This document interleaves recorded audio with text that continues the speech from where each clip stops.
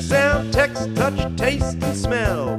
Gestural, spatial, and visual as well. When your lessons are lacking the extra spots, why don't you try out a little friendly advice? Improve your information communication with multimodal learning. Multimodal learning. Multimodal learning. Multimodal learning. Yeah!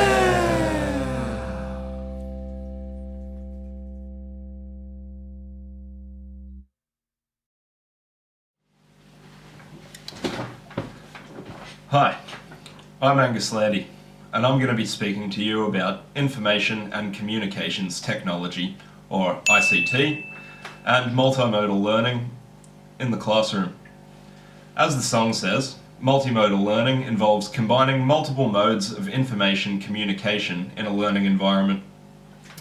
We are living in an age of pervasive digital technology, and ICT is regularly used in the classroom as a learning tool. As Jacqueline Wall explains in the video Interactive Classroom, ICT in the music classroom, ICT can be very useful in music education, but we must be careful not to use ICT just for the sake of using it. Well, that's become difficult this year, as the world was flipped on its head, and schools have become systemically obliged to create online learning environments for their students.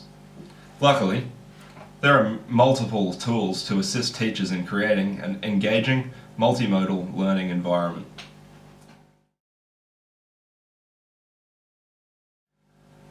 At my placement school, we've been using Microsoft Teams as an online classroom and accessible resource. It can be a really useful tool for supporting learners as it acts as a launchpad for various multimodal learning tools. Each class group can be placed into their own individual team, which becomes a virtual classroom and a database for schoolwork. This means that students can access their schoolwork at any time from various devices. Teachers can upload worksheets, tutorial videos, or links to websites and videos that are pertinent to classwork. Sometimes, musical concepts can be difficult to explain for teachers and understand for students. By creating tutorial videos for difficult concepts like harmonic intervals, we can take our time in formulating effective ways to explain them and make sure we get it right for the video. Once the video is uploaded, students can view it as many times as they need to. This may ease anxiety for students who don't understand a concept on their first explanation. And when students require further support in their learning, they can schedule a one-on-one meeting with the teacher or just reach out to them in the chat. There have been some drawbacks to using Teams as a classroom throughout lockdown. Students at my placement school are not required to use their webcams during class, and as a result, it can be difficult to gauge the level of student engagement in the classroom. Whilst this is an issue for teachers, we must be mindful and respectful of students in the online environment. Mehta and Aguilera posit that enforcing the use of cameras in the online classroom can be dehumanizing for students. Now, we've looked at how teachers can create and disseminate learning resources and how students can reach out for additional support. But how can we use ICT to get students involved in some hands-on, authentic learning experiences in the music classroom?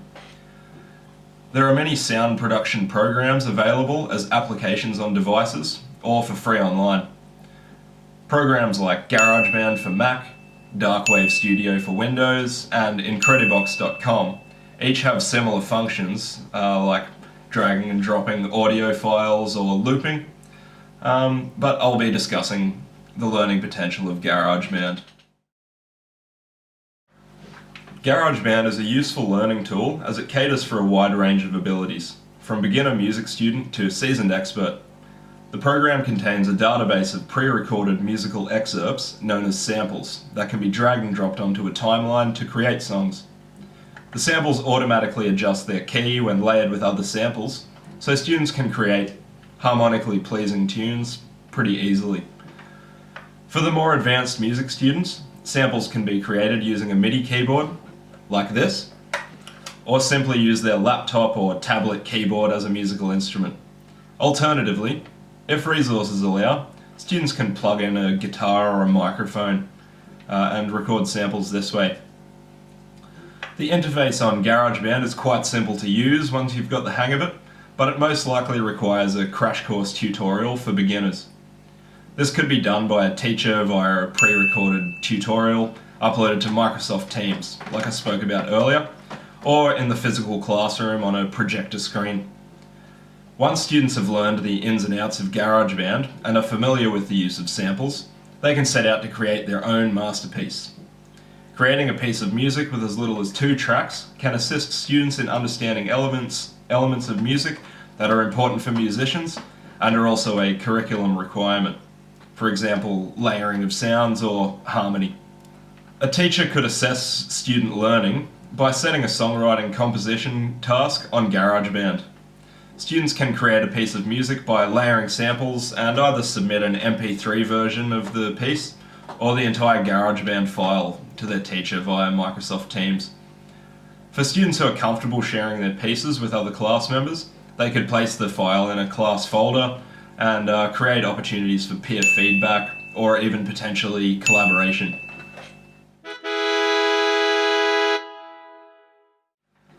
My investigation for this task and prior tasks in this unit has given me a deeper understanding of the application of ICT in a music classroom, and I've found various useful ICT resources to use. It's also led me to rethink the educational application of ICT that I was already familiar with, and I feel that it's really important for teachers to use the ICT before they actually implement it in the classroom. Moving forward, I'll continue to keep an open mind for the ICT of tomorrow and implement it in my practice when appropriate. Thank you. Multimodal learning. Multimodal learning. Multimodal learning.